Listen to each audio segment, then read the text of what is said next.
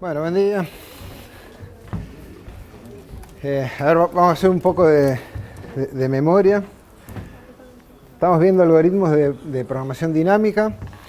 Esta es una técnica de diseño de algoritmos que estamos como empezando a explorar. Es una técnica bastante sofisticada, o sea, nos permite atacar problemas realmente complejos.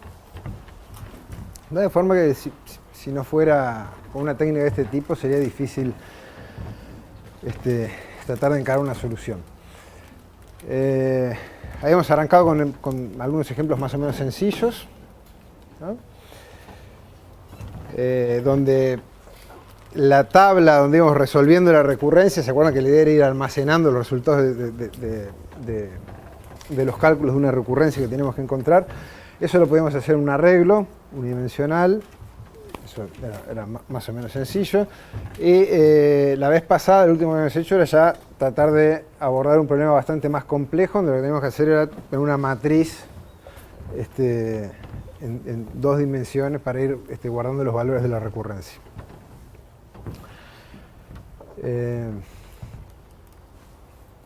Vamos a seguir con algunos otros ejemplos, más bien de ese tipo. Uno de ellos que también hay que recurrir a dos variables y que es un problema clásico en computación, lo que se llama el problema de la mochila. Capaz que algunos ya lo escuchó nombrar.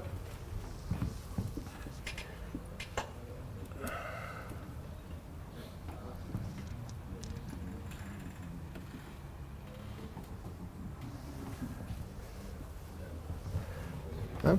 El problema es el siguiente. Uno tiene una mochila con una determinada capacidad de peso y queremos meter elementos ahí adentro, ¿no? Hasta llenarla. Y cada elemento nos da cierto valor. Así que tenemos un conjunto de elementos que cada uno tiene un peso.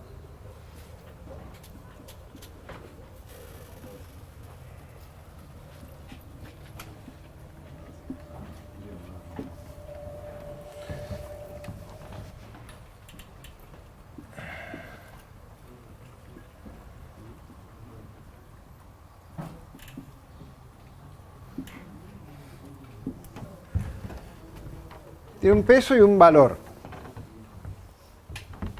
¿no? Y esto es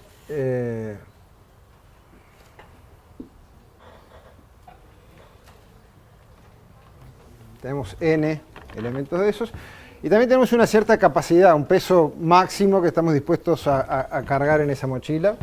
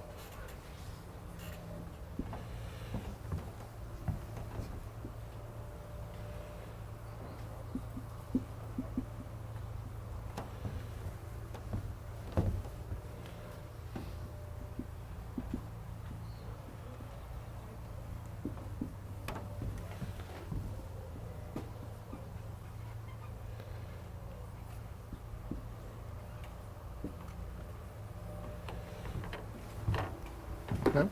Entonces lo que queremos hacer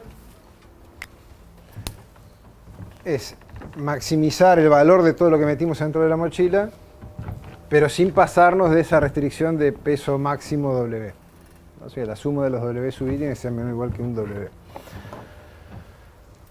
Obviamente esto es una metáfora para una abstracción donde caben un montón de otro tipo de problemas, ¿no? O sea, uno tiene una cierta capacidad y quiere elegir cosas de manera de maximizar un valor sujeto a que tiene esa capacidad. Y esa capacidad puede ser, depende de cada problema, diferentes cosas.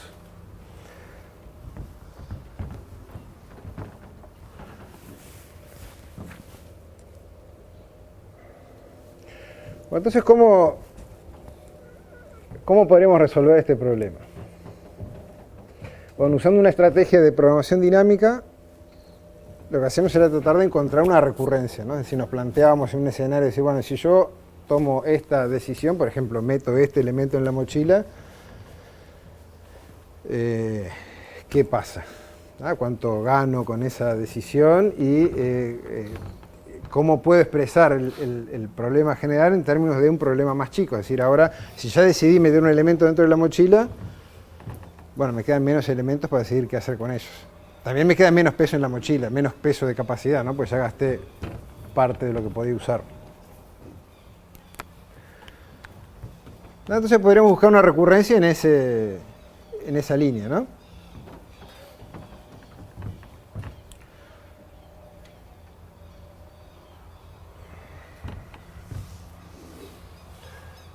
Podemos definir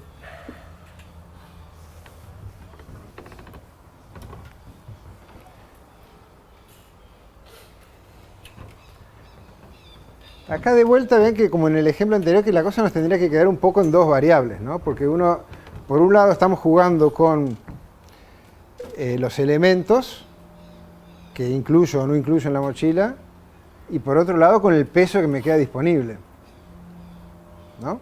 O sea, cuando yo meto algo en la mochila ya gasté cierta capacidad de la que tenía, entonces para resolver qué hacer con los siguientes elementos ya tengo menos capacidad disponible porque ya usé parte de eso. Entonces vamos a hacer así, vamos a definir opt vamos a llamarle J.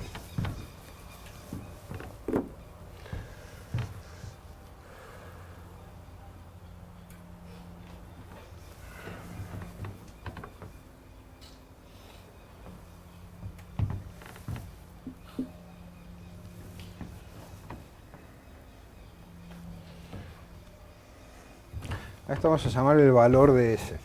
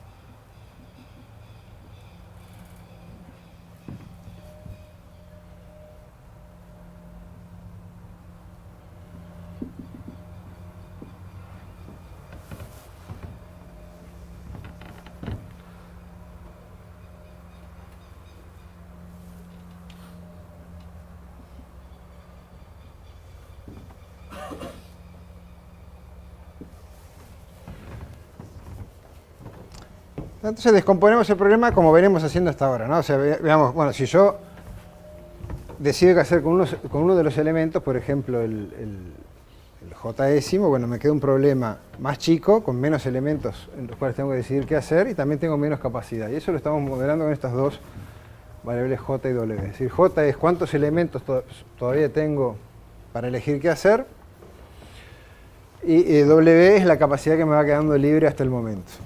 Entonces, bueno, esa recurrencia, ¿cuál sería el paso base de eso? Bueno, si no tengo nada que poner, si el conjunto de elementos es vacío, no puedo ganar nada, ¿verdad? Entonces, ¿cómo? Y si la capacidad es cero también. Entonces vamos a hacer así.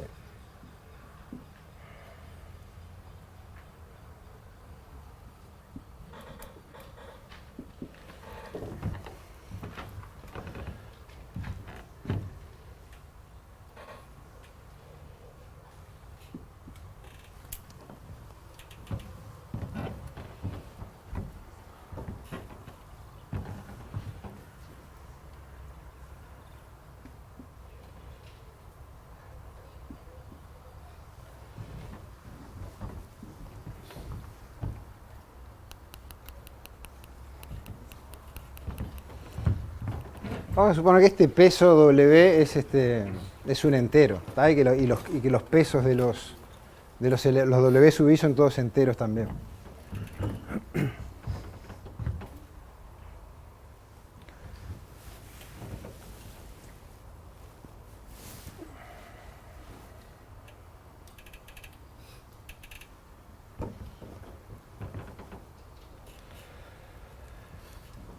Ahora, la condición de base que decía vos es cierta, me parece igual que no nos va a hacer falta. Vamos, base con esa sola y un par de condiciones más ya nos va a alcanzar.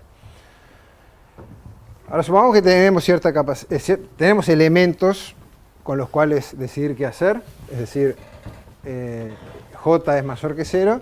Entonces nos planteamos las decisiones que puedo hacer con el J décimo, básicamente son o lo incluyo o no lo incluyo. ¿Bien? En realidad puedo tomar esa decisión si el peso que tiene ese W sub J es menor o igual que la capacidad que tengo, si no ya la decisión está tomada ya por fuera, directamente no lo puedo hacer. Entonces vamos a hacer opt de J con cierto W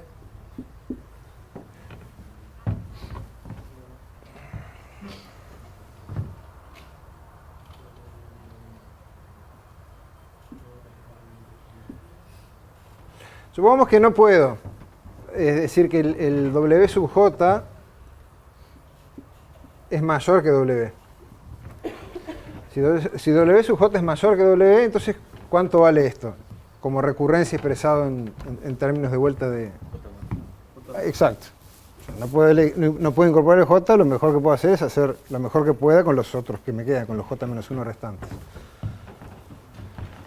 Así que esto va a ser opt de J-1 con W. ¿Eh?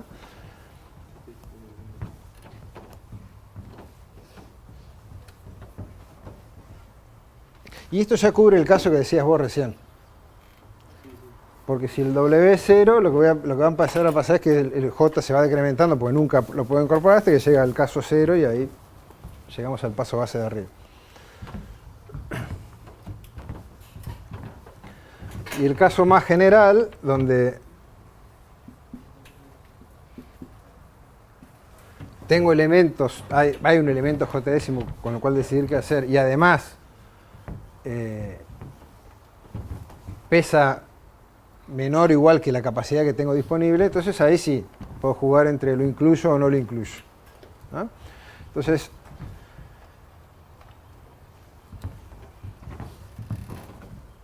voy a elegir el máximo de las dos posibles decisiones, ¿verdad? Cada uno me da cierto valor, voy a elegir el que me dé el valor más grande. Así que esto va a ser el máximo.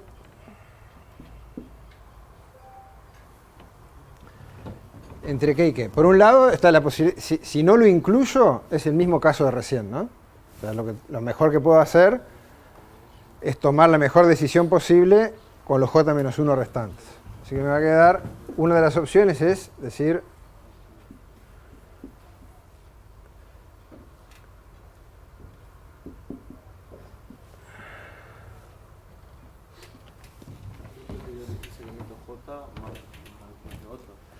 ¿Cómo? La otra opción sería agregar el J y hacerlo mejor con los restantes. Exacto. ¿Y eso cómo queda expresado? J más OJT de J.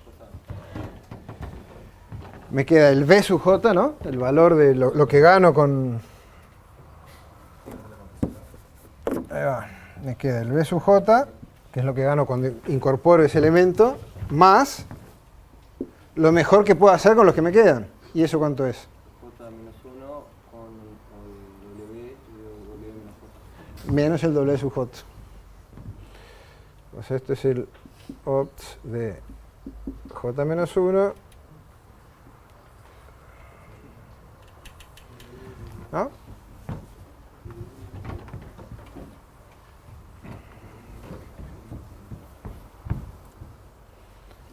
Son las dos opciones que tengo. O lo incluyo o no lo incluyo.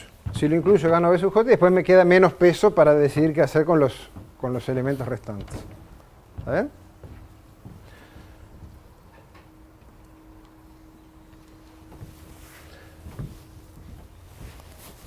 Bueno, acá de vuelta el algoritmo para resolver esto es simplemente un par de for anidados que van llenando una tabla.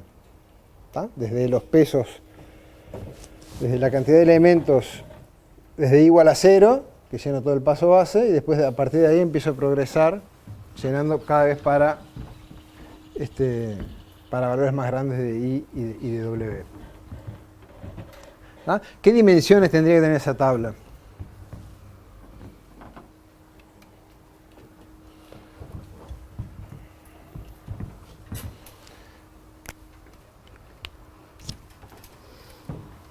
Dos dimensiones, ¿no? Para J y los pesos. Sí, está bien. Sí, no me expresé del todo bien. O no fui muy completo con la... O sea, sería dos dimensiones y en una voy a poner, yo qué sé, el J acá. Y acá el peso, ¿no? O al revés.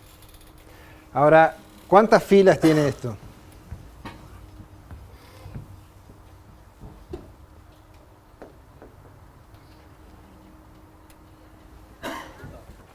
¿Cómo? J. Sí, ¿y J entre dónde y dónde varía?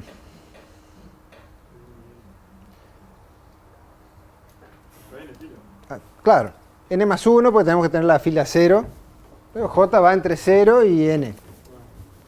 ¿Ah? O sea, porque en definitiva, yo esto lo voy a hacer evolucionar hasta que llego a n, que es cuando es lo mejor que puedo hacer con las n cosas que realmente tenía a disposición. Es decir, recuerden que esto es, en general lo que me interesa, yo hago todos los valores intermedios, pero lo que me interesa es llegar allá al final.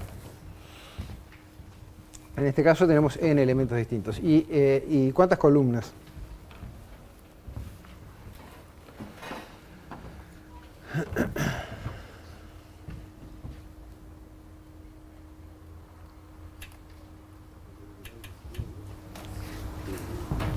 ¿Cómo?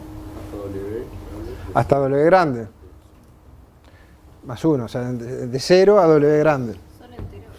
Sí, estamos asumiendo que lo dije al pasar, recién no lo noté, los pesos, todos los W sub I son enteros y el W es un entero.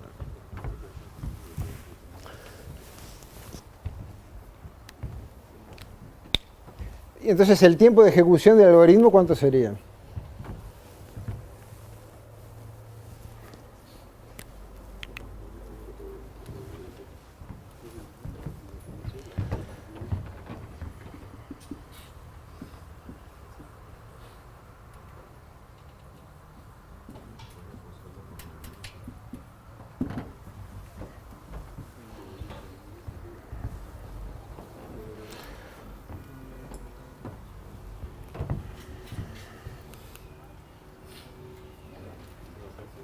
Sería N. ¿Cómo? N sería. Bueno, vos vas a terminar llenando toda esa matriz, ¿no? Sería N por W entonces. Sería n por W. Pero W no es una constante. ¿Cómo? W no es una constante. Es verdad, bueno, podrías ver, si lo pensás como que W es una constante, te queda de orden n. Pero yo diría que más bien es parte de los parámetros del problema, ¿verdad? Está expresado, la dimensión del problema está expresada tanto en términos de n como de w, pues las dos cosas juegan. Entonces este es un... O sea, el tiempo de ejecución es O de n por w. ¿No? Es un ejemplo no sé si raro, pero creo que es la primera vez que nos encontramos con una cosa así, ¿no? En general, el tiempo de ejecución nos viene quedando en función de la cantidad de cosas que hay, cantidad de vértices, cantidad de aristas, cantidad de tareas, cantidad de lo que fuera, que determina el tamaño del problema. En este caso está bien, eso es, n es la cantidad de elementos con los cuales puedo jugar, pero además hay un parámetro acá, w,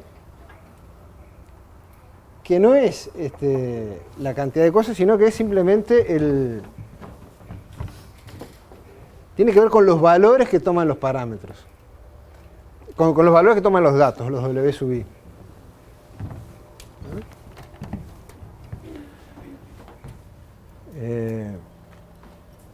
O sea, ese w para mí es un número. Como dato del problema es simplemente un número, que lo tendré, bueno, representaba una determinada cantidad de bits, pero no es, por ejemplo, un array de elementos, los w sub i, que crece a medida que crece el n. ¿No? El w crece y siempre es la misma variable, que cambia su valor, no la cantidad de w's que tengo. ¿Bien? Entonces, eso es medio raro porque quiere decir que resolver el problema con n cosas y un w chiquito, de peso 1000, ¿no? Me lleva de repente mucho menos tiempo de ejecución que resolver el mismo problema para la misma cantidad de elementos, pero con peso más grande. Entonces, en vez de peso 1000 tengo peso 100 millones, ¿no? Este w es mucho más grande, esta tabla es mucho más grande, y el tiempo de ejecución podría ser mucho más grande, a pesar de que en definitiva yo tengo un número w y n numeritos w sub i. Entonces es un poco distinto, y eso no es del todo bueno, ¿no? No es algo que caiga muy simpático, ¿no? Que yo tenga un algoritmo cuyo tiempo de ejecución depende de los valores de los datos y no solo de cuántos datos tengo, ¿no? Es como decir, voy a ordenar un arreglo y no me depende solo de cuántos elementos tiene el arreglo, sino también de cuánto valen las cosas que están ahí adentro. Como que hasta ahora eso no nos ha pasado, ¿no? Bueno, entonces el tiempo de ejecución es polinomial, pero es polinomial en estas dos cosas, donde una es la cantidad de elementos que tengo como entrada y otro es un dato de entrada. A esto se le llama, es un tiempo de ejecución pseudo polinomial. Pues no es realmente polinomial el tamaño de la entrada, sino que también es un polinomio de un número que es con el cual yo tengo que trabajar.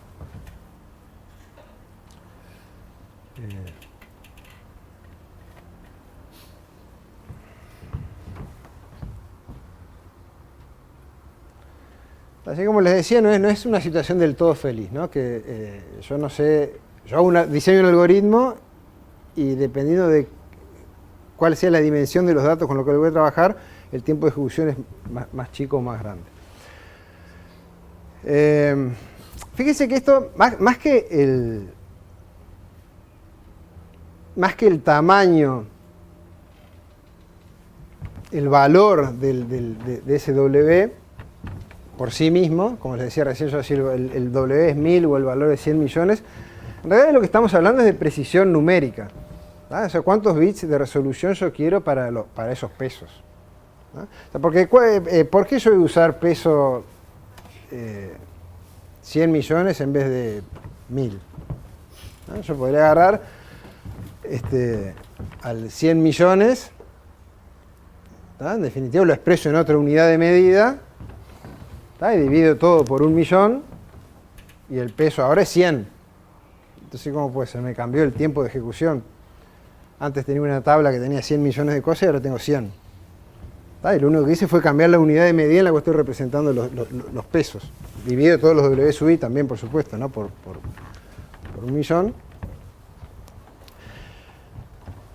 Entonces, ¿por qué voy a trabajar con 100 millones en vez de con 100? ¿Cuál sería la motivación? Si tiene algo más preciso. Claro. O sea, la única razón por la cual yo quiero que W grande valga 100 millones, es para que existan los números entre medio. Es decir, para poder hablar de todos los valores intermedios que están ahí. Entonces tengo mucha más expresividad, mucha más riqueza, mucha más precisión para representar los números. Entonces, en definitiva, no es que estemos hablando del valor absoluto, en términos absolutos, del peso o la capacidad realmente que estoy manejando en este problema, sino que lo que me interesa es cuántos pesos diferentes realmente yo quiero discernir por un tema de precisión en la representación de los datos del problema.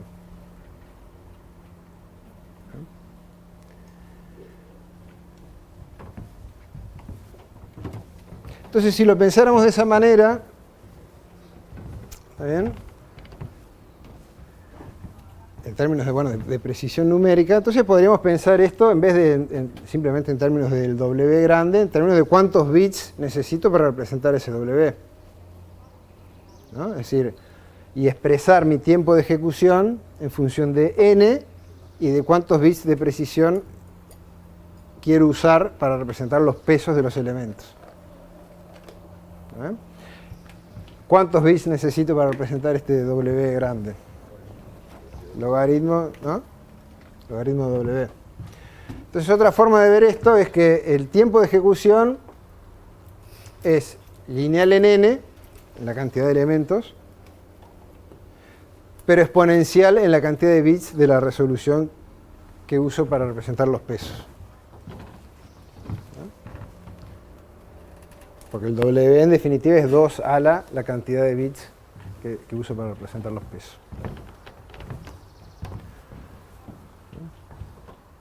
Entonces este es un algoritmo, esta forma de resolver el problema es muy eficiente en términos de cuántos elementos puede manejar, ¿tá? Pero explota exponencialmente con cuántos bits de resolución uso para representar los pesos. Vamos a ver otro problema más que se resuelve con programación dinámica y que de vuelta está motivado, bueno, no solo, ¿no? Pero en buena medida está motivado por problemas de vuelta de biología molecular y secuencias de ADN, etc. Es el problema que se conoce como alineamiento o alineación de secuencias o de cadenas.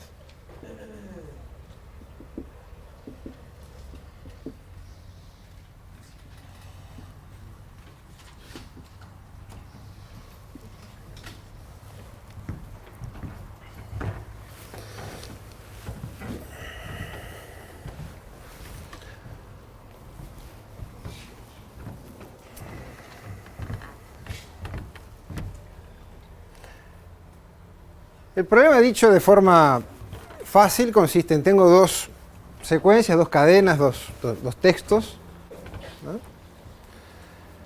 Que tienen cierto parecido en general entre ellos y quiero alinearlos, es decir, encontrar cómo ir de uno al otro, en principio la menor cantidad de operaciones de edición o puede haber alguna generalización de ese costo. Por ejemplo,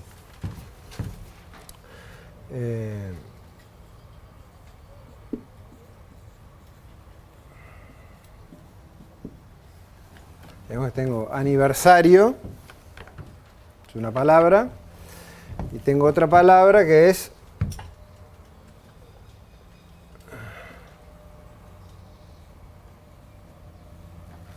universo.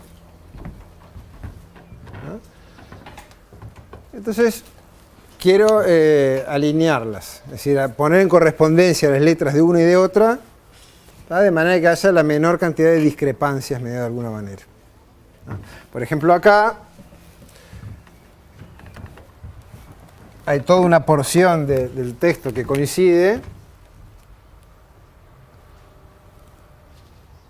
Hay una parte que no. Tenemos una sustitución acá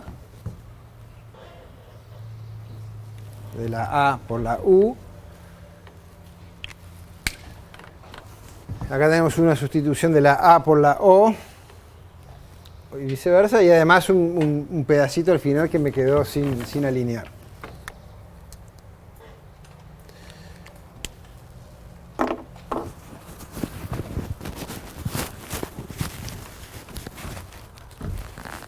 De hecho, algo mejor, hay muchas formas de alinear, ¿no? De hecho, algo mejor que podría hacer, por lo menos todavía no definimos ninguna función de costo, pero en términos así un poco intuitivos, es esa O, en vez de ponerla acá, ponerla acá.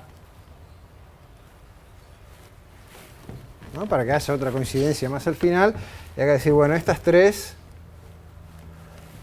son huecos. No están alineados con nada.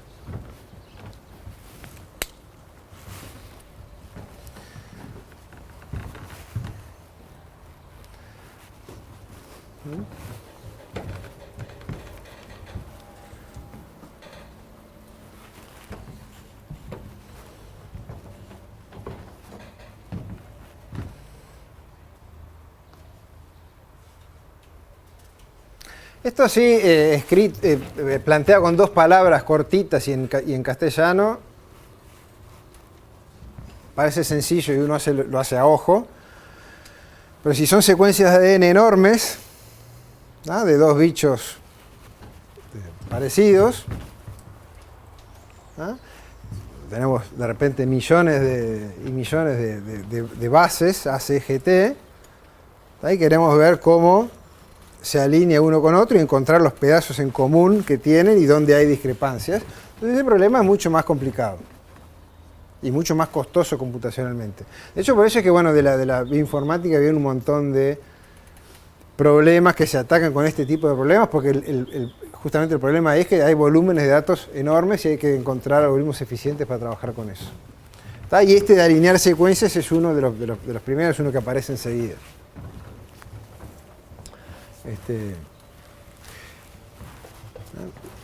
Incluso, no sé si ustedes saben, pero los aparatos de secuenciación masiva que le llaman, los equipos a través de los cuales se extrae el ADN, no es que te saquen el ADN del bicho entero, ¿no? Como una tira de una. Lo que hacen es básicamente, en términos figurados, pasar el ADN por la máquina de picar carne y lo que te tiran son fragmentos de ADN. Que dependiendo de qué tecnología sea, pueden ser de algunos centenares de bases. Y te tiran millones de esos. Entonces, la salida para vos es, la salida de la máquina, la entrada para nosotros es millones de esos fragmentos. Te tiran, tomá, este es el puzzle, armalo.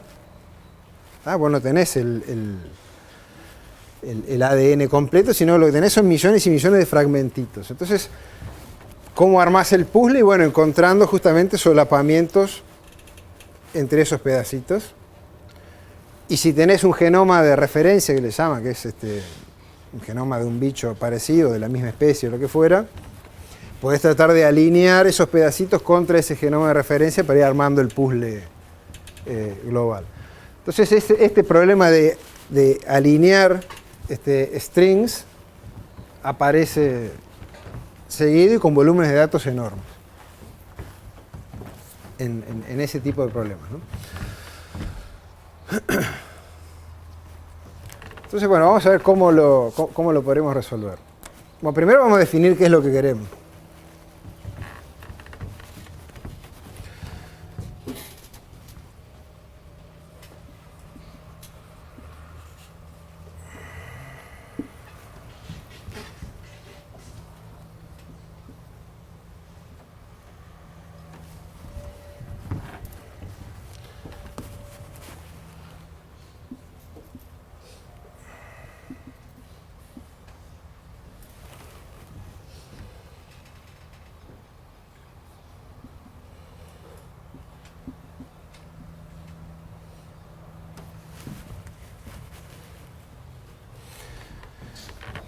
Una alineación entre dos secuencias, dos cadenas, ¿no? Una X de largo M y una Y de largo N.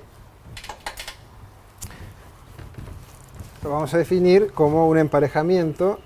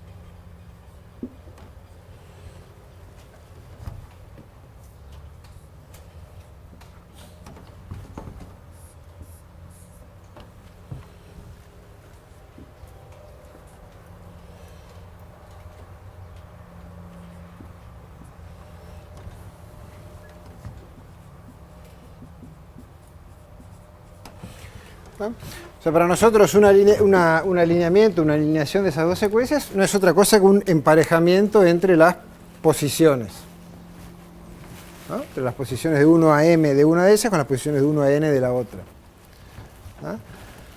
Y no es cualquier emparejamiento, es uno donde esos mapeos no se cruzan, ¿no? Es decir, si yo acá dije, bueno, esta n va con esta n, ¿tá? Después no quiero que una u que hubiera por acá se cruce con esta otra u de por acá.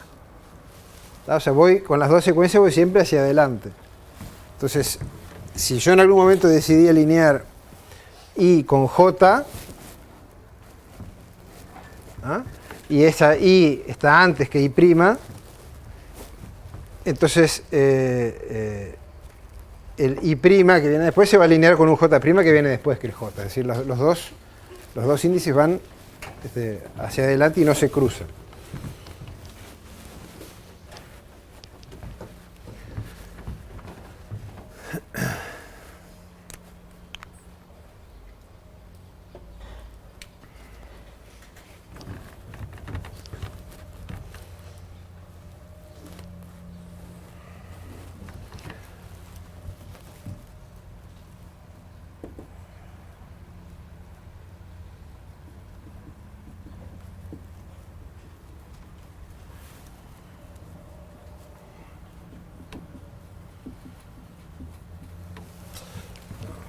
De costos de sustitución.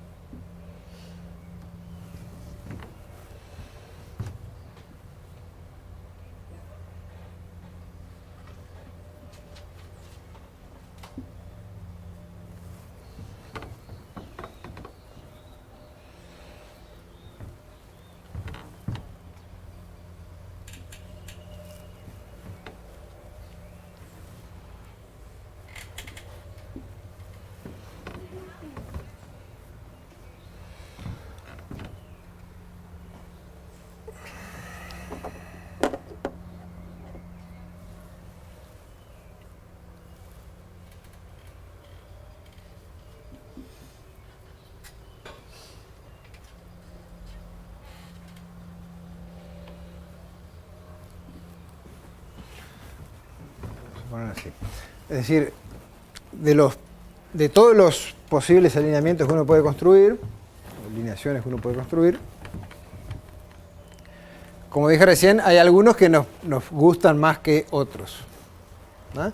Lo que queremos es una alineación que minimice cierto costo, ¿no? Y para mí las sustituciones de un símbolo por otro van a tener un cierto costo que va a estar determinado por esta matriz alfa. Entonces, por ejemplo, acá estoy cambiando una A por una U, entonces eso tiene un costo que va a ser alfa sub AU. ¿Ah? Y también voy a querer que haya una penalización, un costo por dejar huecos en esa alineación, ¿ah? Porque obviamente también hay una alineación trivial que es poner aniversario y todos huecos de este lado y después universo y todos huecos de arriba. O sea, no alineo ninguna letra con ninguna letra, no pago ningún costo de sustitución, pero obviamente eso tampoco es lo que quiero.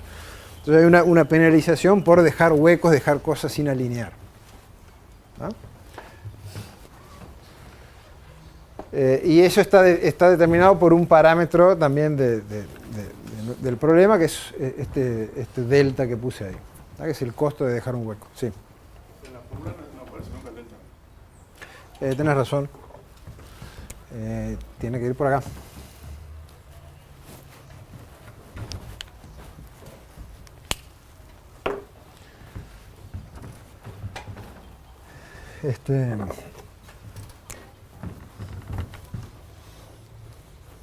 Entonces esto es simplemente la suma entre todos los emparejamientos, entre todos los pares que están emparejados del costo de esta sustitución. En general el alfa es simétrica, es decir, tanto da cambiar A por U como U por A.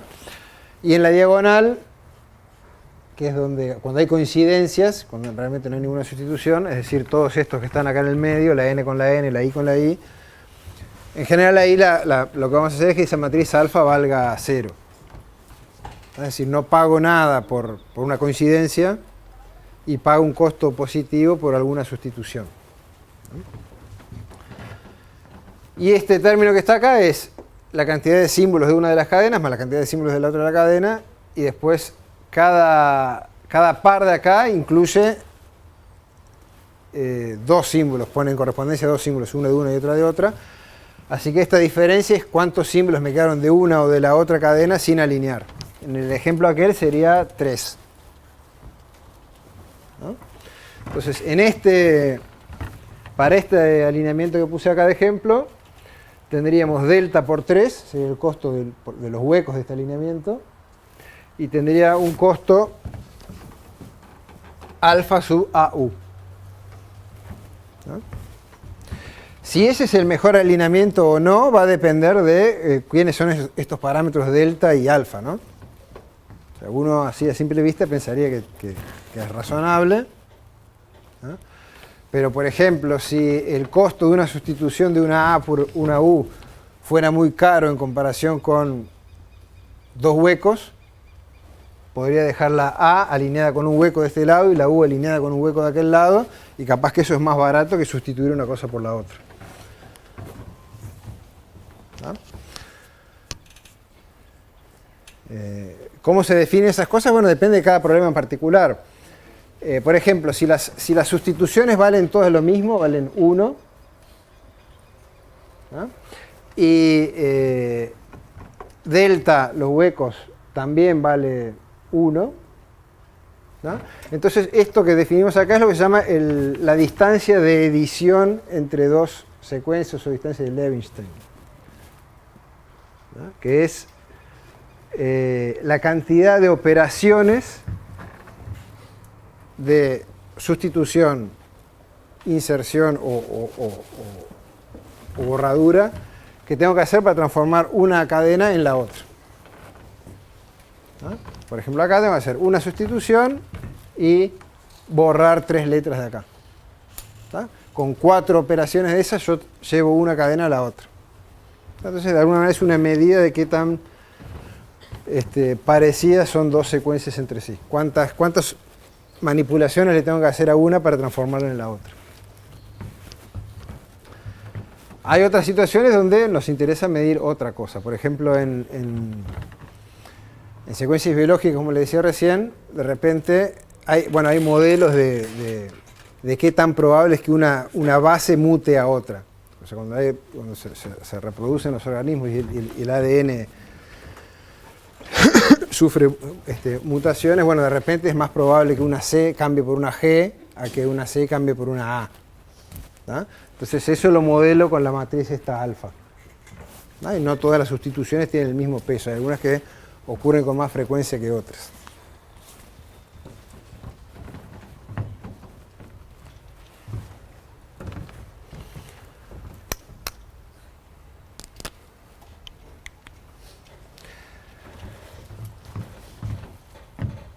Bueno, entonces queremos encontrar ese alineamiento. Y con pensemos en un algoritmo de programación dinámica. Entonces lo primero que tenemos que hacer es pensar una recurrencia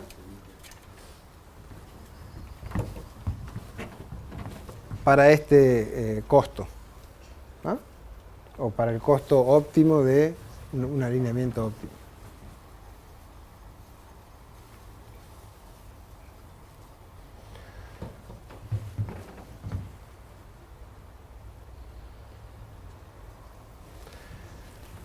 Bueno, lo que hemos hecho hasta ahora muchas veces es plantearnos, bueno, cuando tenemos cadenas, por ejemplo, o secuencias de cosas, plantearnos desde el último al principio, qué pasa si agarro el último, si lo alineo con alguien, ¿no?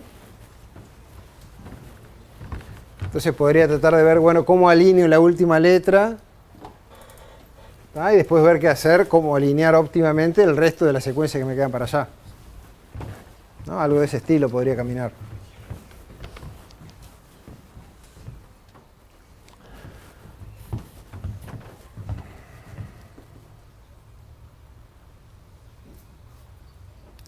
Ahora acá de vuelta tenemos el problema de que vamos a tener dos dimensiones, ¿no? O sea, pues tenemos el último símbolo de una de las cadenas y el último símbolo de la otra de las cadenas. Entonces, de vuelta, acá hay dos, un I y un J, que están jugando, ¿no?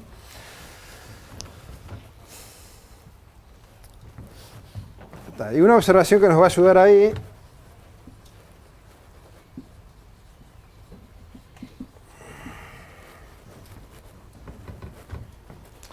que si yo agarro la última letra de estas dos, ¿no? ¿Cuáles son las opciones que tengo? Pueden estar o las dos alineadas o una alineada y una alineada y la otra no, y viceversa, ¿no? Ahora la observación es que si las dos están alineadas, ¿no? La X sub M con la Y sub N, entonces tienen que estar alineadas entre sí.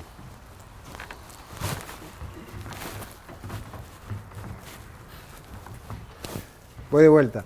O sea, yo, supóngase que agarro esta, todavía no construí el alineamiento, agarro la última letra de aniversario, la última letra de universo, ¿tá?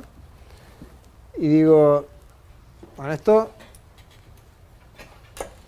tengo que elegir qué hago, las alineo, si las alineo, con quién las alineo, y la otra opción que tengo es no alinearlas con nadie y dejar un hueco del otro lado, ¿no? Podría dejar huecos de los dos lados, cosa que no tiene mucho sentido poner hueco al final de ambas.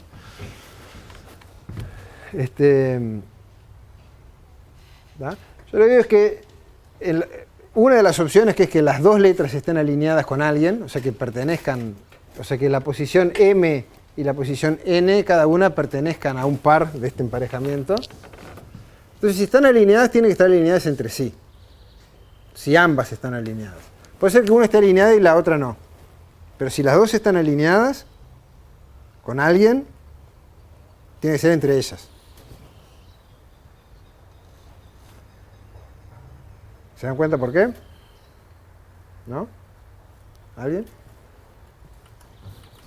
¿Cómo podría alinearlas con alguien que no fuera consigo misma? Lo que digo es que si estas dos O están alineadas entre sí, no puede pasar que esta esté alineada con alguien que no sea este. O sea, por ejemplo, esta la podría alinear con esta otra de acá. En principio sí, pero si hago eso, esta no la puedo alinear con nadie. ¿Por qué? Porque se cruzan. ¿Eh? Entonces, esa es la observación clave que abre la puerta para tratar de resolver esto eficientemente. Entonces, yo en principio, cuando me planteo cómo construir una recurrencia, digo, bueno, para cada una de las letras, al final, esta se puede alinear con cualquiera de las otras, una de la X se puede alinear con cualquiera de las Y, y esta otra de la Y se puede alinear con cualquiera de las X, y hay todas las combinaciones posibles, pero en realidad no. Las opciones que tengo son, o las alineo entre sí, o dejo una sin alinear y veo qué hago con la otra. ¿Está bien?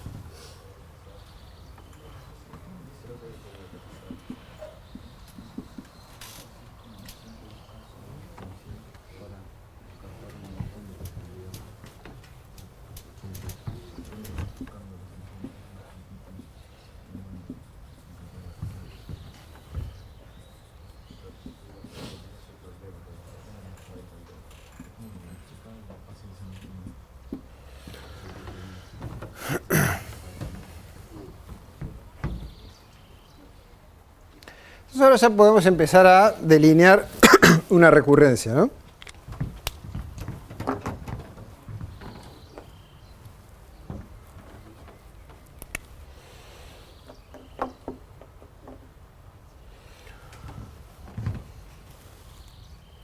Vamos a definir, lo voy a hacer acá.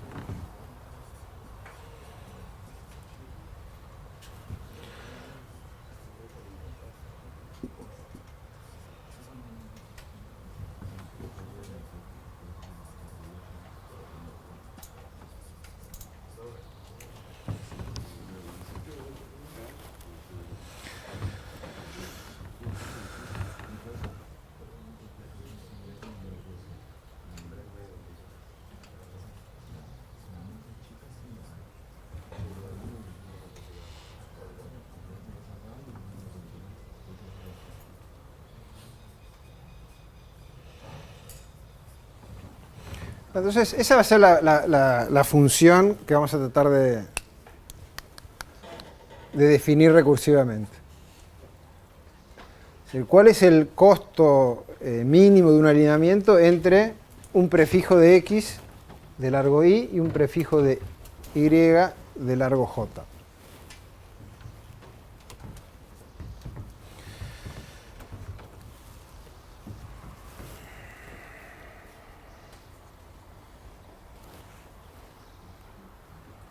¿No?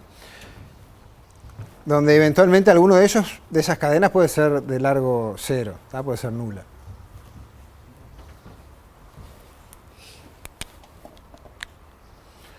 ¿No? Bueno, ese caso es fácil. Si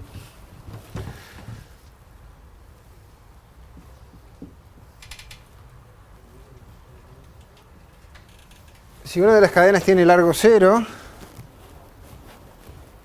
¿cuál es el costo del mejor alineamiento que puedo hacer?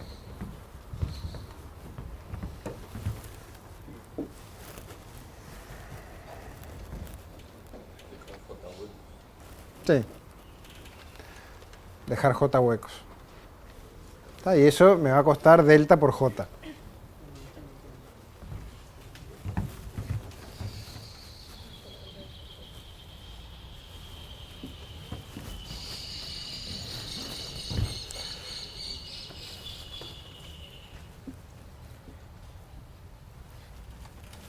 Y lo mismo del otro lado, ¿no?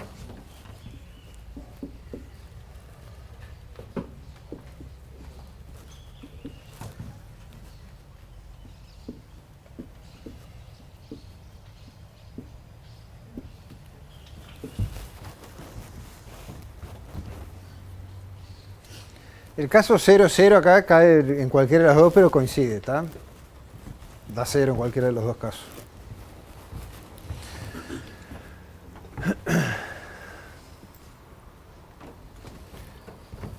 Pero el caso más interesante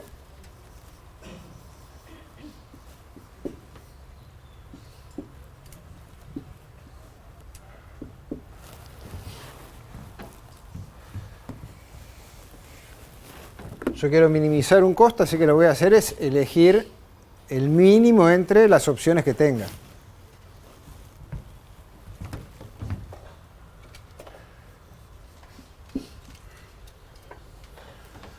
¿Y cuáles son las opciones que tengo? Una es alinear el símbolo i de x con el símbolo j de y, ¿no? Y ahí, en ese caso, ¿cómo me queda? ¿Cómo? Claro, lo que pago por esa sustitución es alfa sub x sub y sub j. ¿No? Y esto es un emparejamiento, o sea que si estos dos símbolos los alineé entre ellos, ya no se pueden alinear con nadie más. Lo que tengo que hacer ahora es simplemente decidir de la forma mejor posible cómo alinear el resto de las secuencias. Exacto. Así que esto es opt de i menos 1, j menos 1. ¿No? ¿Y qué otra opción tengo?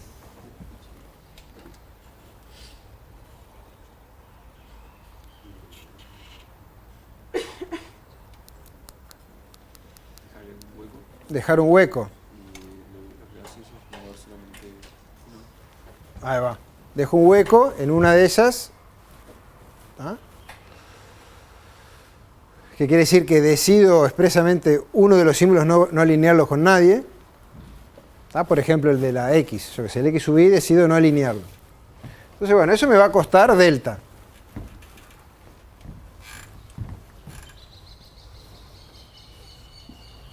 ¿No?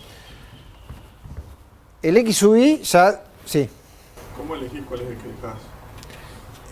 Con esta minimización. Voy a agregar después la otra opción también. O sea, pero una de las opciones es, dejo uno afuera.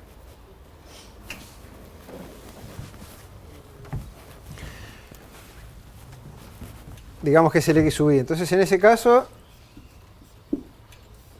el problema más chico con el cual tengo que trabajar ahora es, bueno, el x sub y ya lo descarté. Así que tengo que ver cómo alinear el prefijo, un símbolo más corto de x, con j, porque al i sub i no lo descarté. Al i sub j, perdón. ¿Ah? Y ahora, como decía vos, tengo que tener en cuenta la otra opción también, que es, de vuelta, pagar delta por un hueco, pero es el otro hueco. Es dejar i y consumir un j.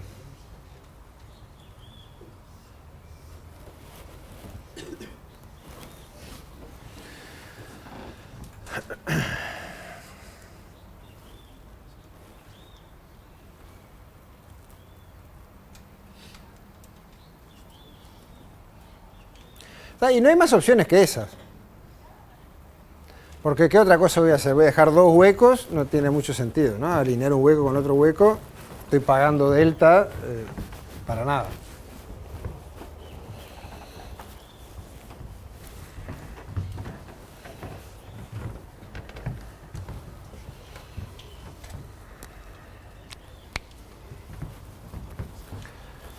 Entonces fíjense que acá estamos usando la observación esta, ¿no? Estas son las únicas opciones que tengo que considerar por esta observación que hicimos acá. Es decir, la única opción en la cual estoy alineando ambas cosas, ¿no?, es entre ellas.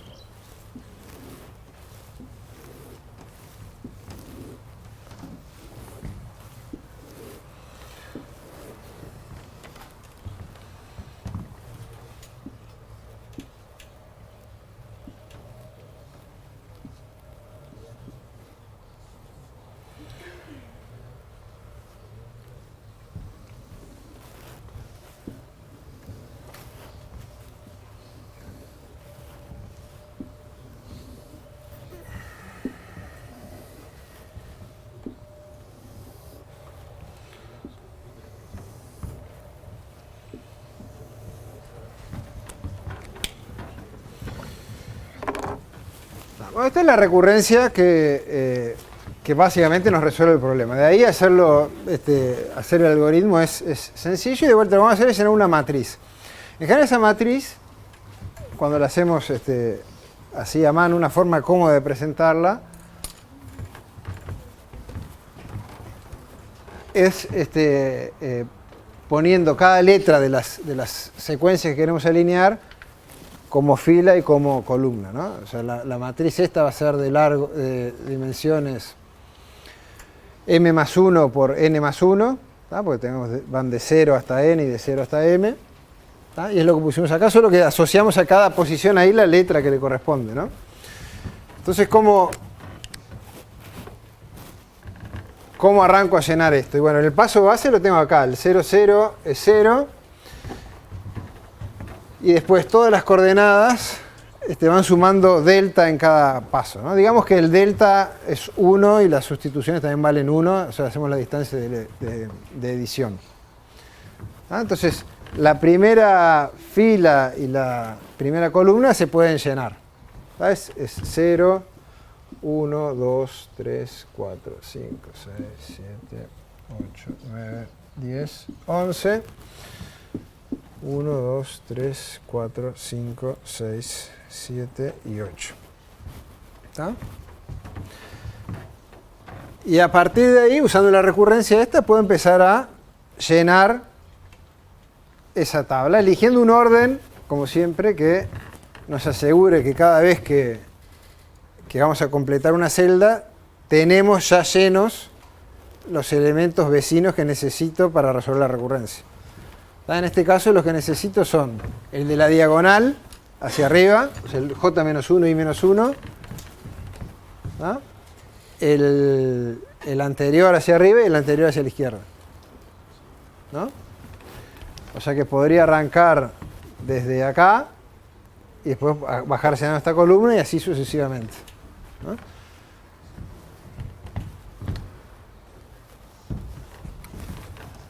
Bueno, para llenar lo que tengo que ver es, puedo o hacer venir de la diagonal, ¿tá? La diagonal tengo 0, que sería el opt de i-1, j-1, y el costo de la sustitución de a con u es 1, ¿tá? Porque son distintas la a y la u, así que eso me cuesta 1. Lo otro que podría hacer es insertar un hueco desde acá, que me quedaría un 2, o insertar un hueco desde acá, que me quedaría un 2 también, porque le sumo 1 al que estaba acá. Así que el mínimo de eso lo obtengo viniendo de la diagonal, y obtengo un valor 1. ¿Tá? Y viene de allá de la diagonal. ¿Tá? Y después puedo bajar llenando esta columna. ¿Tá? En este caso, a ver, esta A no coincide con ninguno de estos, así que voy a pagar siempre una sustitución. Así que lo que voy a hacer es elegir el mínimo de sus vecinos y a eso sumarle 1. ¿No? Así que esto va a ser 2, ¿no? Viniendo de allá o de acá. Esto va a ser 3, 4, 5, 6, 7 y 8. ¿No? Fíjense que el mínimo puede alcanzarse con más de una posibilidad, ¿no? Por ejemplo, este 2 lo obtengo tanto viniendo de la diagonal y haciendo una sustitución, o viniendo de arriba haciendo un hueco a partir de este 1 de acá. ¿No? Después ya puedo llenar este de acá, paso a la tercera columna, o sea, la columna 2.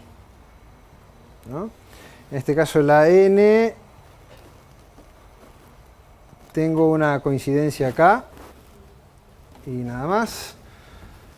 O sea, acá voy a elegir el mínimo de estos y le voy a sumar 1, que es un 2, y puedo venir o de acá o de la diagonal. Acá puedo o pagar 0 y venir de la diagonal, porque acá coincide la n con la n, ¿verdad? Entonces pago 0 por una sustitución viniendo de la diagonal, así que le sumo 0 al 1, y ese es el valor mínimo, ¿no? Cualquier otra cosa me va a dar más grande. Así que acá tengo costo 1. Y para el resto es simplemente sumarle 1 a lo que tenía, o sea que esto va a ser 3, 4, 5, 6, 7 y 8. viniendo siempre la diagonal. Después ya puedo llenar la tercera columna, la I me coincide acá. ¿Ah? Así que acá, a ver, voy a tener 3, viniendo de acá. Acá voy a tener 2, acá voy a tener un 1, ¿no? Porque viniendo de la diagonal, en cada caso yo voy marcando con la flechita de dónde obtuve el mínimo, ¿no? Eso lo podría hacer con una variable que tome 3 valores que me va diciendo si el mínimo lo obtuve viniendo de la diagonal o de arriba o de abajo. Y para todos estos va a ser sumarle 1 a lo que tenía.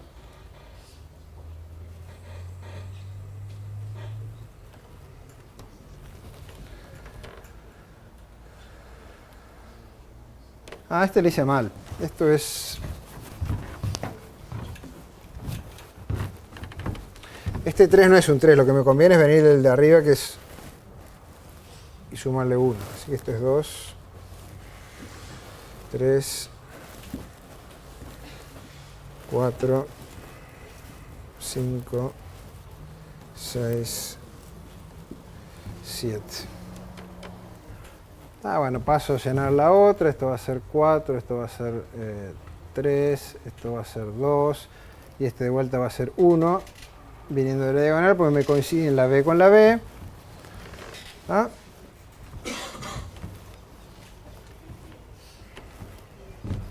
Esto va a ser 2, 3, 4, 5.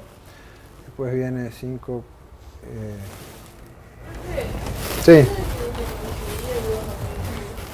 ¿Cómo? Donde coincidían y vas a poner 5. Donde coincide es 0 más el costo de la diagonal. Porque fíjate lo que estoy haciendo. Lo que vale 0 es este. Cuando hay coincidencia. No, perdón. Lo que vale 0 es el alfa. ¿Está? Pero a eso le tengo que sumar la llamada recursiva, entre comillas, con los valores más chicos, que eso lo obtengo en la diagonal hacia arriba.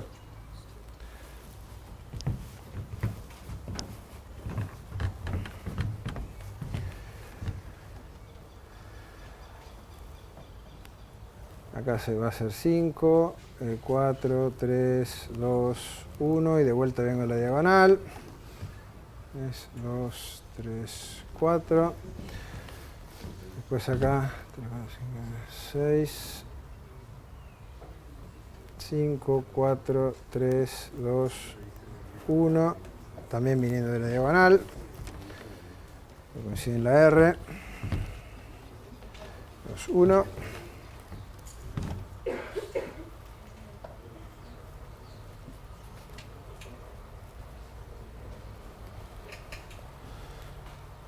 La diagonal. Acá va a ser S con S, acá va a ser 2.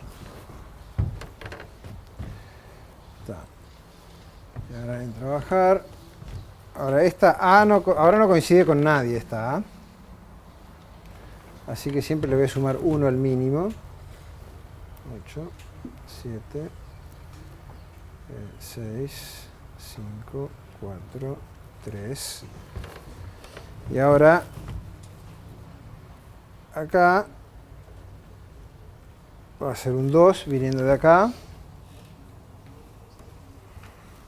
Y acá voy a tener un 2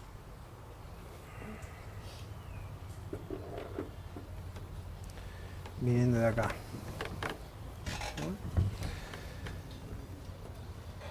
Hasta esta R coincide con este de acá. Para el resto es sumarle 1 al mínimo.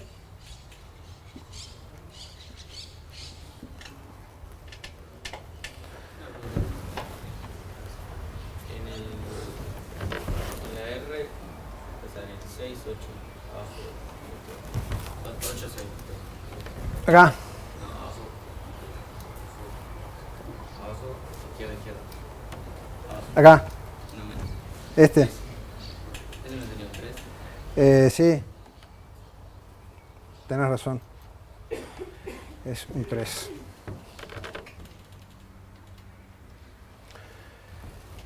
Ahora en este, acá sí hay una coincidencia, así que es o es 4 más 0 o 3 más 1. En cualquiera de los casos me da 4. Así que el valor acá es un 4 y acá puedo venir o de acá o de la diagonal.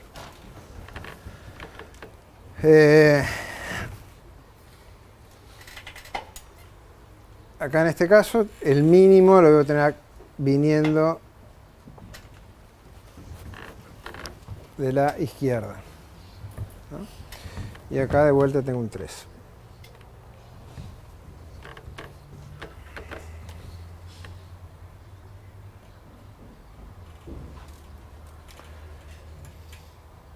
Ahora la I, tengo una coincidencia acá, el resto no.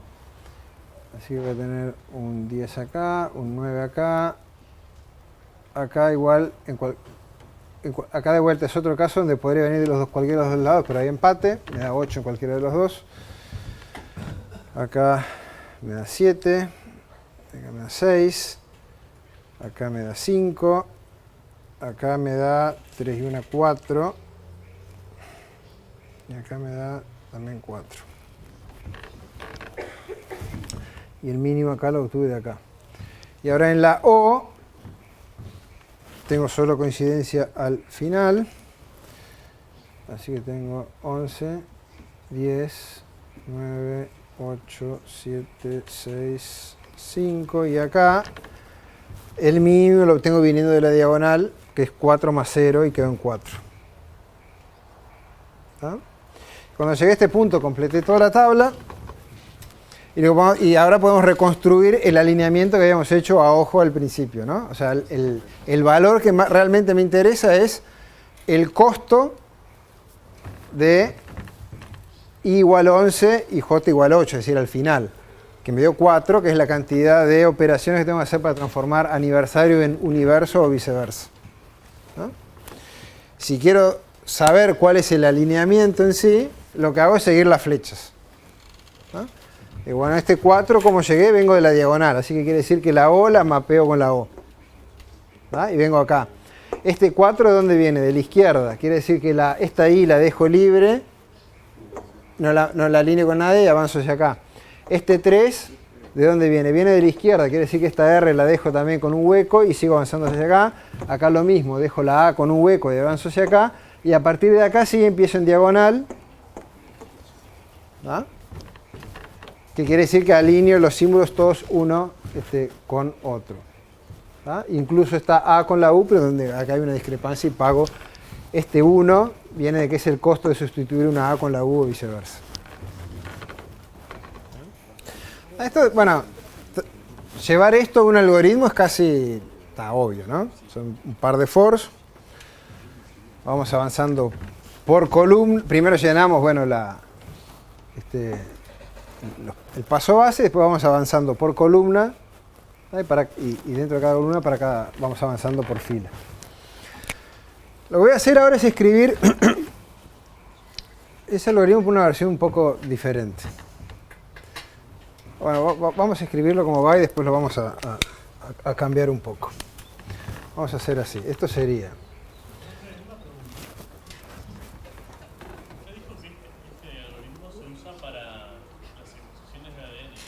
Por ejemplo, sí. Pero el orden del logaritmo no tendría que ser el cuadrado de, o sea, cada celda de la matriz, el cuadrado de las dos secuencias de ADN. Sí, el tiempo de ejecución te lleva M por N. Claro. Y si son de millones de... Es enorme. Es un costo enorme.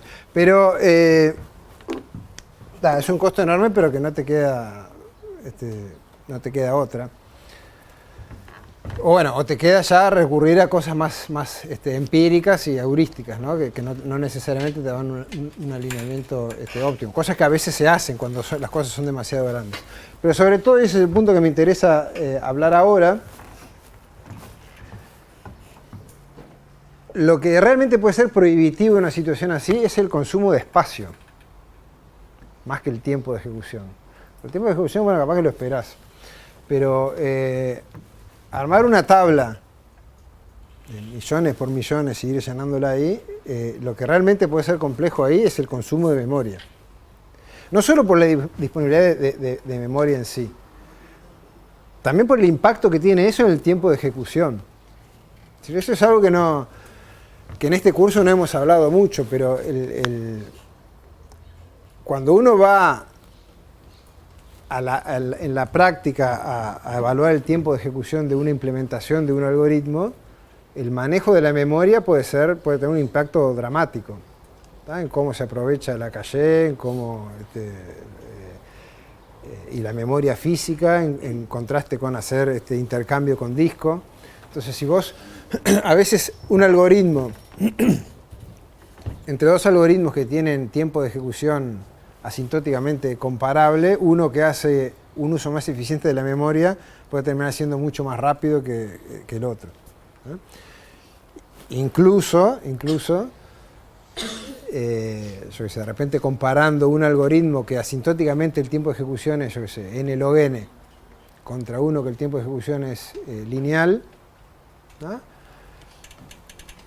Yo sé que asintóticamente el que es tiempo de ejecución lineal va a ser más rápido que el que es n log n, ¿no? Pero como log n igual crece chico, para tamaños de entrada grandes, pero no siendo infinito, igual pues hay situaciones donde un algoritmo cuyo tiempo de ejecución asintótico es n log n, para ciertos tamaños de entrada, igual relativamente grandes, andan más rápido que un algoritmo cuyo tiempo de ejecución es lineal. Entonces, ser eficiente en el consumo de memoria es importante, no solo por los requerimientos de memoria, sino incluso también por el rendimiento en términos de tiempo de ejecución que en la práctica uno puede obtener.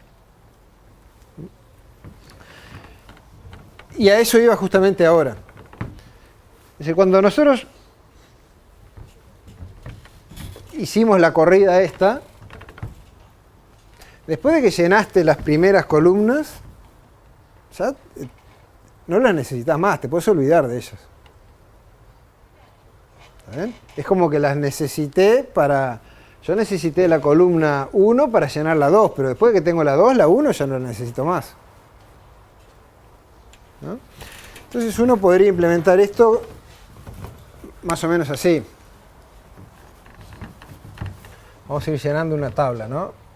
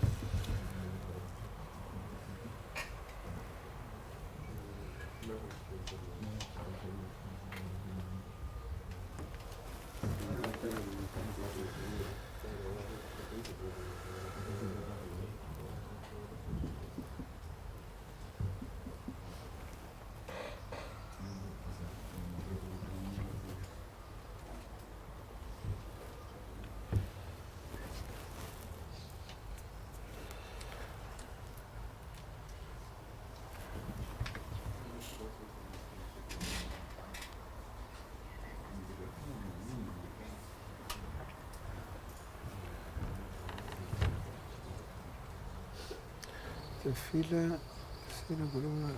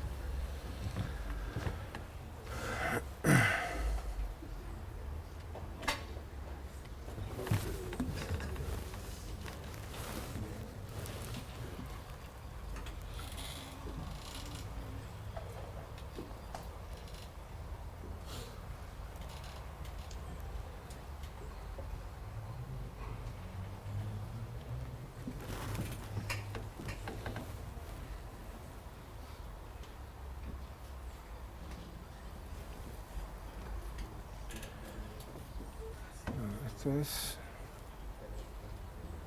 columna 0.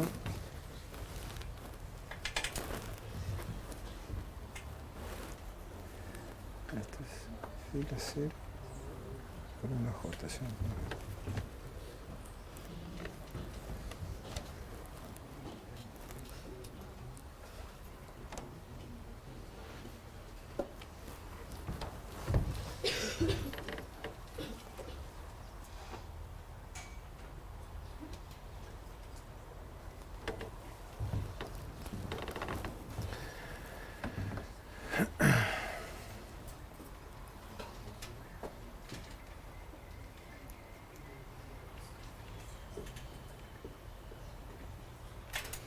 Fila J.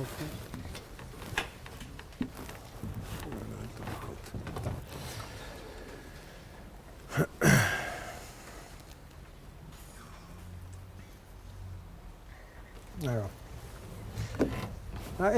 Esto es básicamente la implementación de esto, ¿no? O sea, primero inicializo toda esta fila, la fila 0, ¿no? Y después, para cada columna de 1 hasta n, ¿no? Lo que voy a hacer es ir, primero lleno el elemento de la columna 0, ¿no? Con el paso base. Y después avanzo en i llenando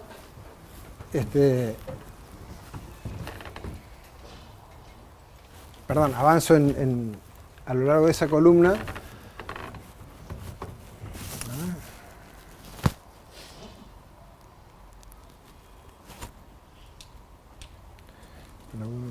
El i avanza así. Lo hice al revés lo que pasa. El i avanza así. O sea, lo que tengo que hacer es... Tengo que llenar primero... Vamos a hacer así.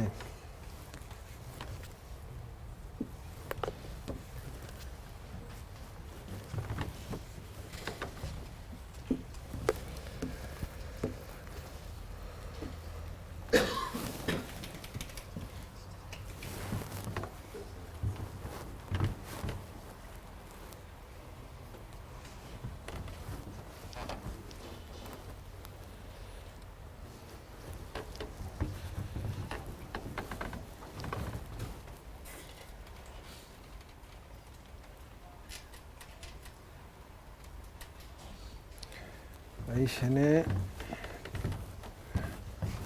todo esto.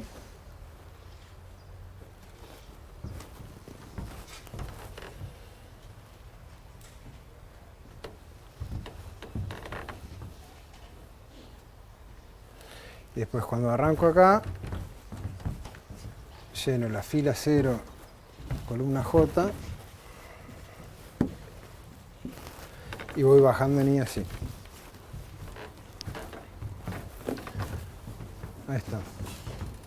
Entonces lo que les decía es que después de que uno llenó una de las columnas, en realidad me puedo olvidar de las demás. Entonces yo podría, este J, que va variando de 1 hasta n, yo acá podría hacer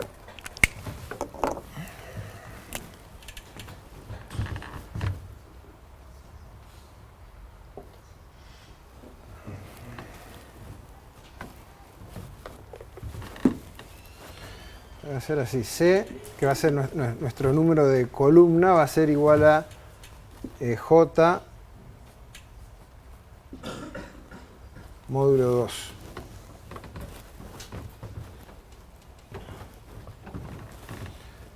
Y también la columna anterior va a ser J menos 1 módulo 2. Entonces, en vez de tener toda esta matriz opt completa, acá en vez de J uso C.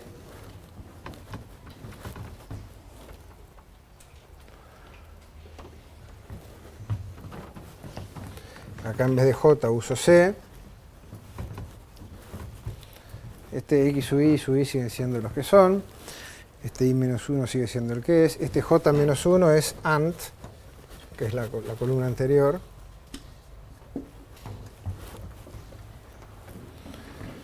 Este J es C. Y este J menos 1 es ANT.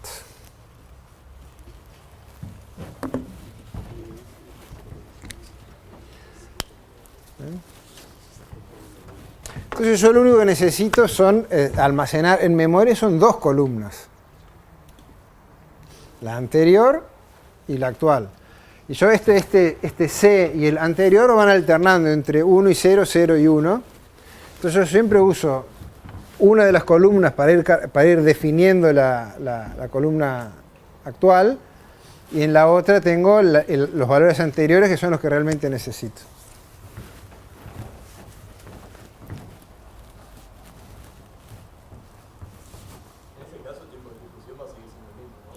El tiempo de ejecución es exactamente el mismo,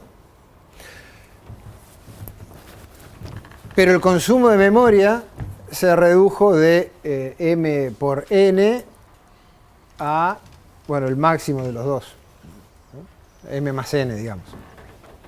¿Tá? Y eso, en una aplicación donde uno tiene volúmenes de datos enormes, puede tener un impacto dramático.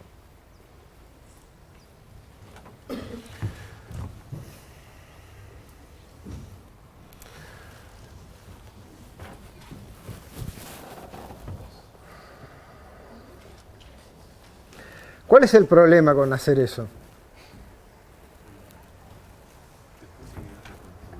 Bueno, ahí va. El problema es que ahora yo sé cuánto es el costo, cuánto es la distancia entre las dos secuencias, óptimo, pero no sé cómo reconstruir el alineamiento, porque para eso tengo que arrancar de la tabla desde el final y empezar a reconstruir hacia atrás. Y esa información la perdí.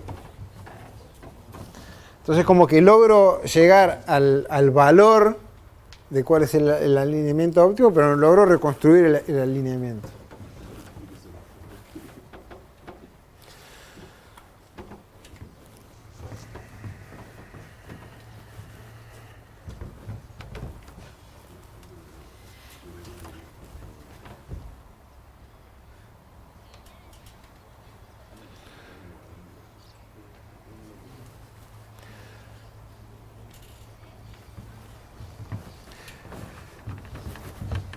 Y acá uno puede hacer entonces una jugada muy astuta para lograr reconstruir efectivamente la solución manteniendo el mismo tiempo de ejecución. Porque obviamente yo podría, para reconstruir la solución, lo que bueno, ahora los elementos que me faltan, porque los perdí, los vuelvo a calcular y así voy, pero lo que pasa es que eso me obligaría a hacer explotar el tiempo de ejecución. Hay una forma, usando una técnica de divide y conquistarás, de lograr reconstruir la solución, ¿tá? Sin sacrificar, por lo menos asintóticamente, tiempo de ejecución, con este tipo de implementación, es decir, donde el consumo de memoria es del orden de m más n y no de m por n.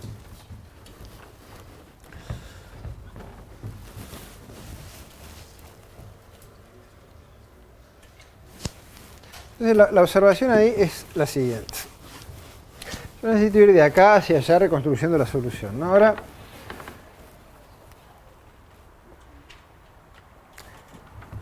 nosotros llenamos esta tabla yendo desde acá hacia acá. Pero también podríamos haber ido desde acá hacia allá.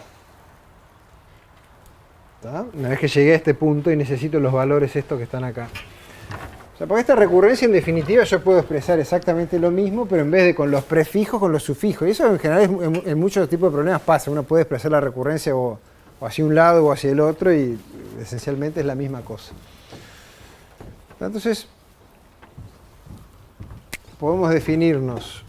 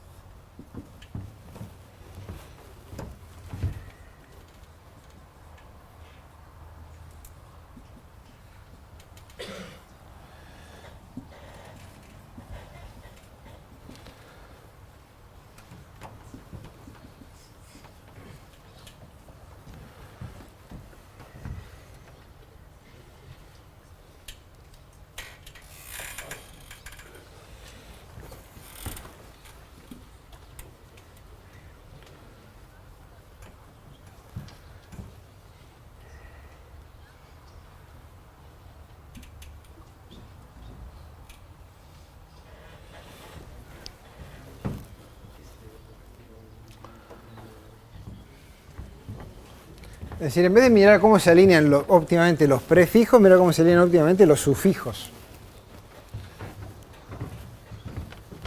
Y esto es para 0 menor o igual a I menor o igual a M, 0 menor o igual a J menor o igual a N. Está ahí o sea, siguiendo los mismos argumentos estos que hicimos recién, esta otra recurrencia, ¿cómo nos quedaría?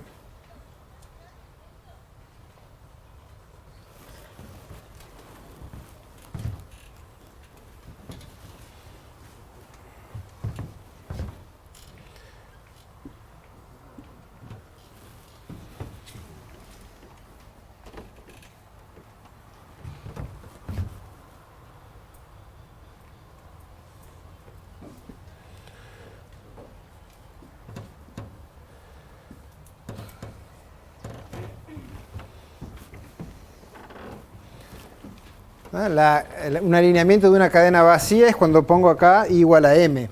O sea, ahí la X es vacía y estoy alineando con la secuencia esta de J más 1 hasta N, que tiene largo N menos J. Entonces esto vale N menos J delta. Y también, análogamente, el opt de I, N va a ser igual a M menos I por delta. ¿No?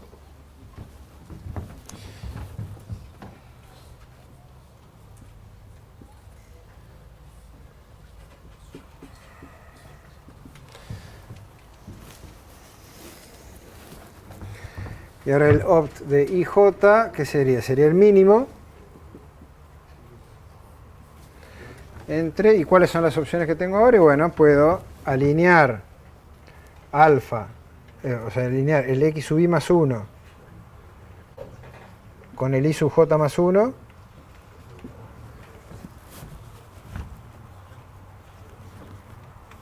Y después alinear el resto.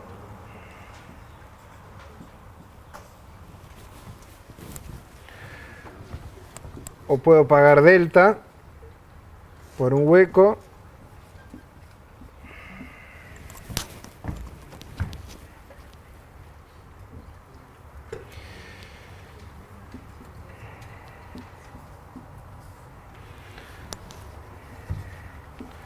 pagar delta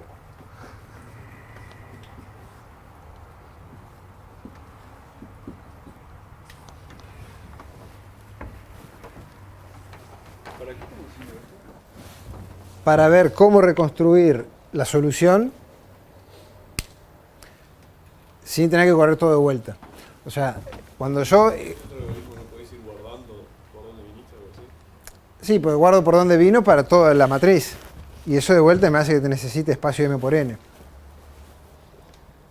¿Está bien? Entonces yo lo que quiero ahora hacer es resolver ese problema sin tener que guardarme todas las decisiones intermedias que hice a lo largo de toda la matriz. Y eso se va a resolver haciendo un juego entre estas dos recurrencias. Una que va al derecho y la otra que va al revés.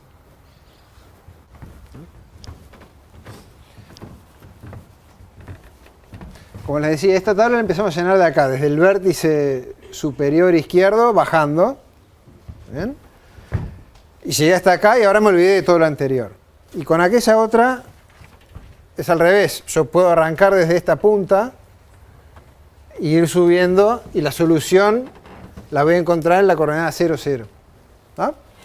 Y obviamente para esto puedo hacer el mismo truco de recién de únicamente usar dos columnas, ¿no?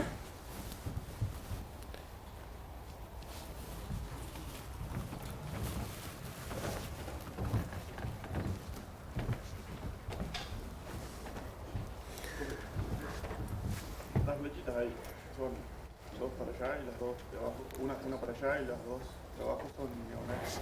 Sí, sí, todas son flechas. Esta me las olvidé nomás.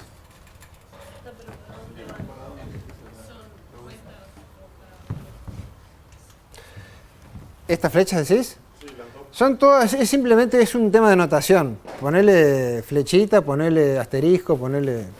Es simplemente para distinguirla de esta otra. ¿Tá? No es lo mismo que aquellas otras flechitas, no tiene nada que ver con estas flechitas. ¿Tá? Es opt, pero con un decorado ahí para distinguirla del otro. ¿Tá? La flechita esta, lo que quise representar con eso es que vamos hacia el otro lado. ¿A dónde estamos apuntando con eso, con todo esto que es la pregunta que me hacían recién? A lo siguiente. Otra forma de pensar esto, ¿no? Que es como está presentado en el libro, pero no es como lo pienso hacer yo, simplemente para presentarlo de dos formas diferentes. Uno podría ver esto como un grafo donde cada celda de esta matriz es un vértice. ¿Está? Y cómo están, es un grafo dirigido. ¿Y cómo están conectados? Bueno, cada vértice, que es una celda de acá, le llegan aristas del elemento de arriba, del elemento de la izquierda y del elemento que está en la diagonal. ¿Está bien? O sea, cada vértice en este grafo tendría 3 aristas entrantes, grado de entrada 3. ¿No? Y a cada una de esas aristas yo le puedo asociar un costo que sería delta para los vecinos que vienen de la izquierda y el vecino que viene de arriba, y sería alfa sub xi y sub j para el vecino que viene de la diagonal. ¿Ah? Entonces, por ejemplo, acá en este vértice que representa el par NN, le llega una arista de arriba con costo delta, una arista de la izquierda con costo delta y una arista de la diagonal con costo 0, porque en este caso la n coincide con la n. Y si no, tendría costo alfa de lo que esté ahí. ¿Ah?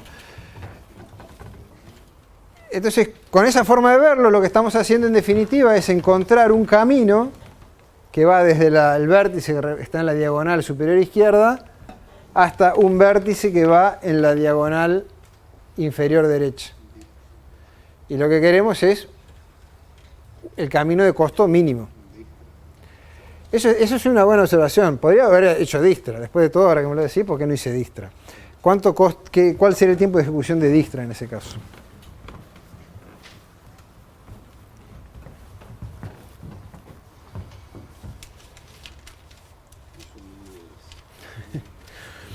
¿Cuál es el costo de ejecución de Dijkstra en general?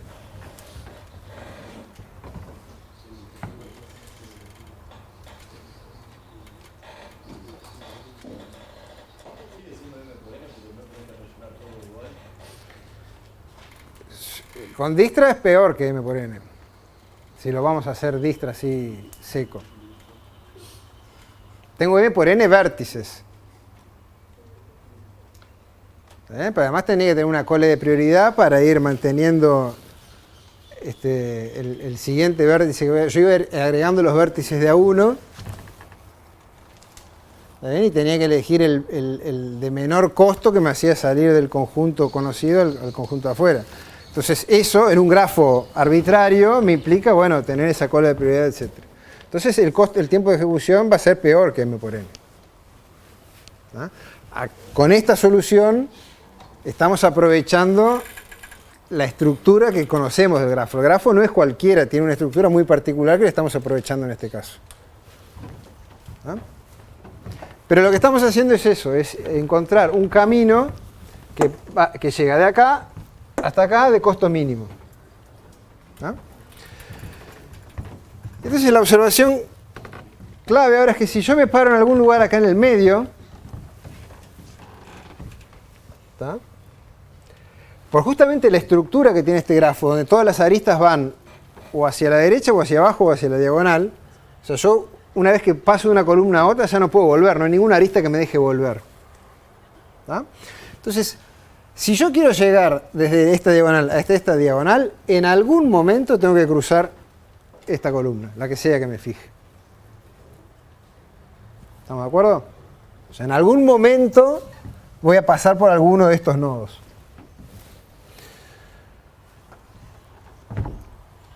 ¿Y cuál es digamos que yo me construyo un camino que arranca de acá, pasa por, yo qué sé, este, y después sigue, y llega hasta la diagonal de abajo. El costo de ese camino, ¿qué va a ser? Va a ser el costo hasta acá, más el costo de acá hasta acá. Entonces,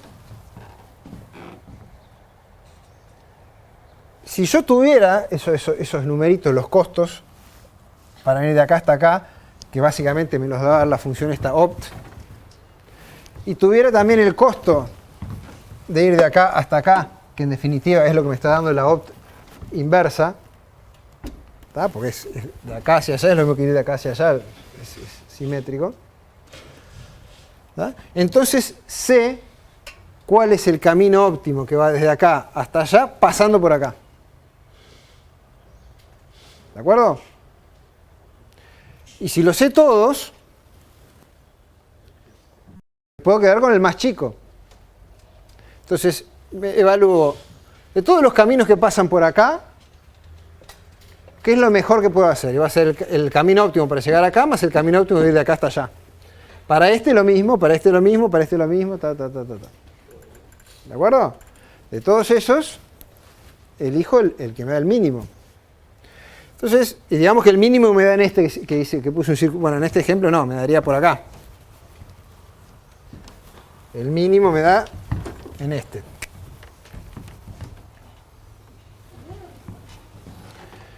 Entonces yo no tengo idea cómo sigue la historia, ni para la izquierda ni para la derecha, pero sé que este punto va a estar en el alineamiento óptimo, por lo menos en uno, podría haber algún empate. Entonces lo que puedo hacer es correr desde acá, reconstruyendo opt, correr desde allá, corriendo el opt ese inverso, y lograr de esa manera, ahora vamos a ver bien cómo después, la próxima, encontrar el valor óptimo. Y ahí puedo encontrar por lo menos un elemento que está dentro del alineamiento, de un alineamiento óptimo. Y después dividir, en una estrategia de divide y vencerás, para seguir haciendo esto recursivamente y al final reconstruirlos todos. Eso no nos va el tiempo para hacerlo ahora, así que lo terminamos en la siguiente.